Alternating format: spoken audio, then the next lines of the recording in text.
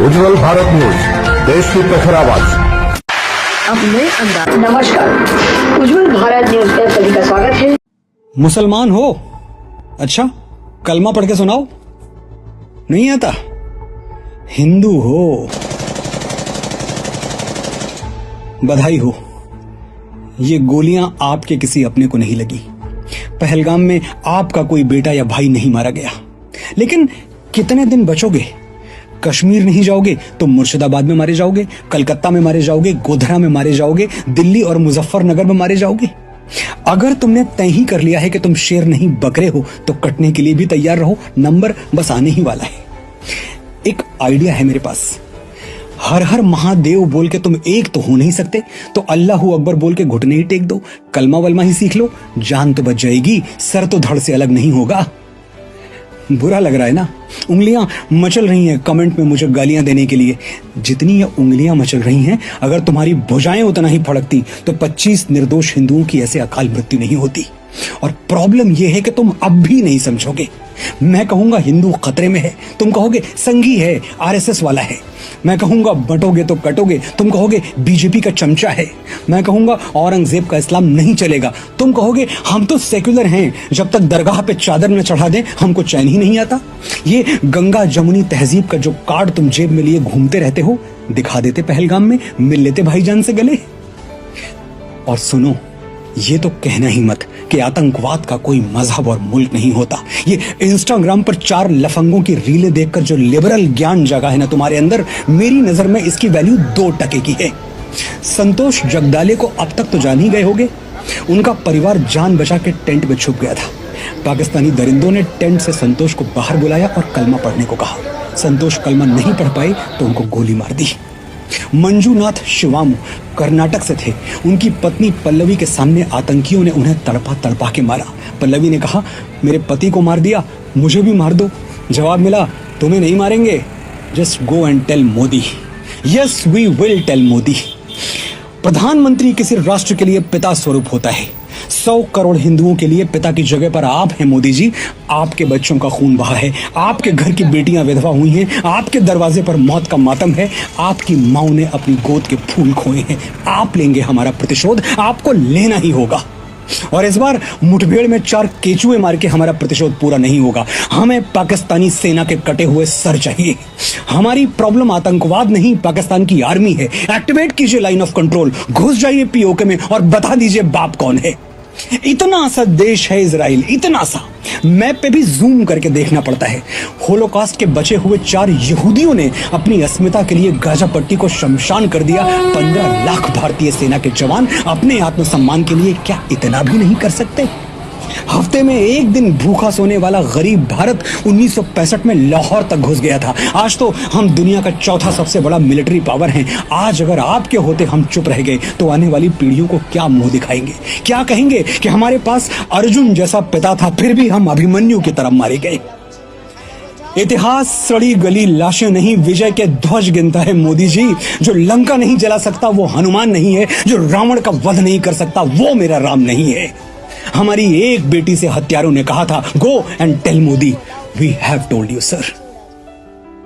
जब पापा को गोली लगी मैं था ही, मतलब मुझे दिखा ही नहीं।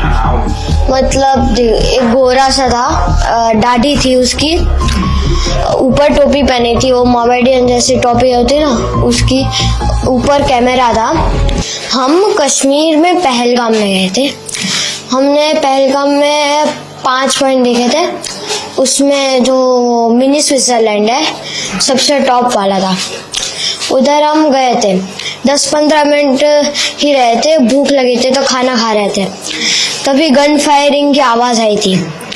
हमें लगा कुछ हुआ था। हमने पूछा भी वो रेस्टोरेंट वाले से कि क्या हुआ, उन्हें भी कुछ नहीं पता था।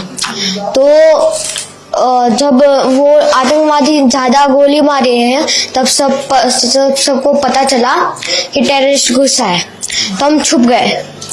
उन लोगों ने ढूंढ लिया। हमको तो वो 2 दिखे थे और एक ने आके बोला मुसलमान अलग हो जाओ और हिंदू अलग हो जाओ, जेंट्स खाली। और बाद में हिंदू के सारे जेंट्स को गोली से मार दिया। किसी से कुछ नहीं पूछा, बस ये बोला मुसलमान अलग हो जाओ और हिंदू अलग हो जाओ। हिंदू को मार दिया और बोला 3 बार कलाम बोला। और मुसलमान लोगों को लैंग्वेज आती थी, उन लोगों ने 3 बार मुसलमान बोला और जो जो नहीं बोला उसे गन से उड़ा दिया, मार दिया। फिर आगे वो चले गए। बाद में सिविल लोगों ने बोला कि जो जो बच्चे हैं, जिंदा बच्चे हैं, वो जल्दी नीचे उतरो।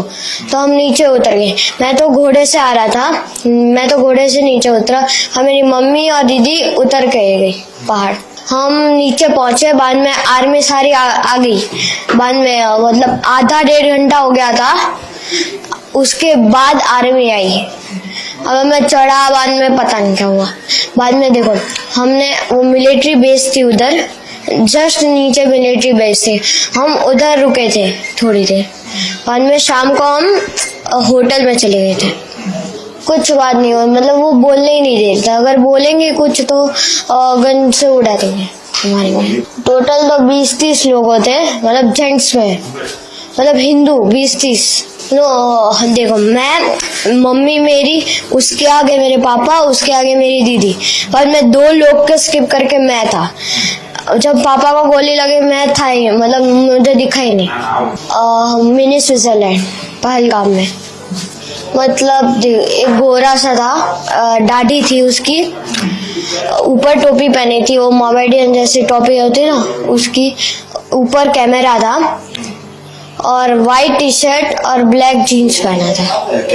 वो पता नहीं रिकॉर्डिंग कर रहे थे कि नहीं, पर हमें तो 2 दिखे थे, पर बाकी पता नहीं, 2 ही दिखे थे हमें तो। सबको नहीं, लेडीज और बच्चों को छोड़ के सबको गोली मारती थी।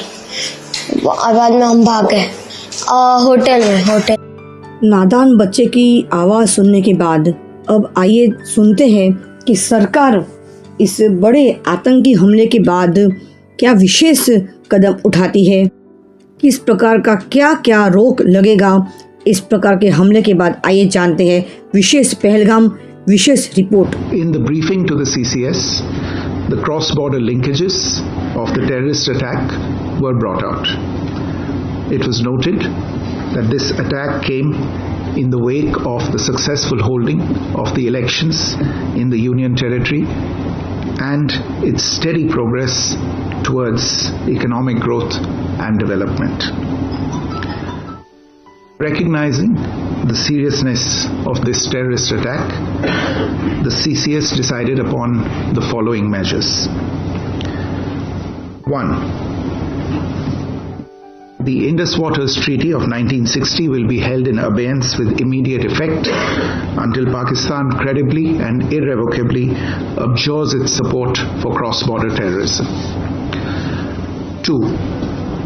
The integrated checkpost Atari will be closed with immediate effect.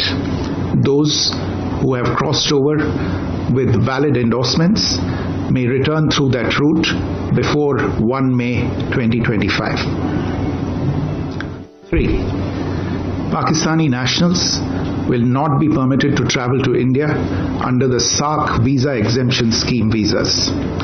Any SVES visas issued in the past to Pakistani nationals are deemed cancelled. Any Pakistani national currently in India under SVES visa has 48 hours to leave India. 4. The Defence, Military, Naval and Air advisors in the Pakistani High Commission in New Delhi are declared persona non grata. They have a week to leave India. India will be withdrawing its own Defence, Navy and Air advisors from the Indian High Commission in Islamabad. These posts in the respective High Commissions are deemed annulled. नमस्कार। आतंकवादियों द्वारा કાશ્મીરના પહેલગામમાં પર્યટકોને એમને ધર્મ પૂછીને હિન્દુ હોવાની ખાતરી કર્યા પછી સીધું ફાયરિંગ કરીને એમની જે હત્યા કરવામાં આવી છે આ ઘૃણાસ્પદ બનાવને હું વખોડી કાઢું છું। આ બનાવમાં મૃત્યુ પામનાર આ દેશના લગભગ 28 જેટલી વ્યક્તિઓ કે જેમને એમની પત્નીની હાજરીમાં, એમના સ્નેહી સગાઓની હાજરીમાં જે હત્યા કરવામાં આવી છે એ અત્યંત દુઃખદ ઘટના છે.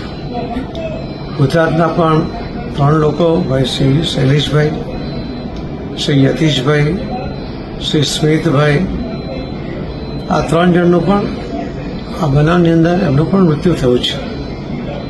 હું આ 3 લોકો સહિત આખા દેશમાં જે કુલ હમણાં સુધી 28 લોકોનું મૃત્યુ થયું છે કે જેમની હત્યા કરવામાં આવી છે, એમના કુટુંબીજનો ઉપર આવેલી આ આફતમાં ભગવાન એમને શક્તિ આપે એવી ભગવાનને પ્રાર્થના કરું છું. માનનીય પ્રધાનમંત્રી શ્રી મોદી સાહેબ પણ પોતાનો પ્રવાસ ટૂંકાવીને તરત જ ભારત દેશ પાછા આવ્યા છે અને આખા દેશને વિશ્વાસ છે કે જેમની હત્યા થઈ છે એમનો બદલો જરૂર લેવામાં આવે.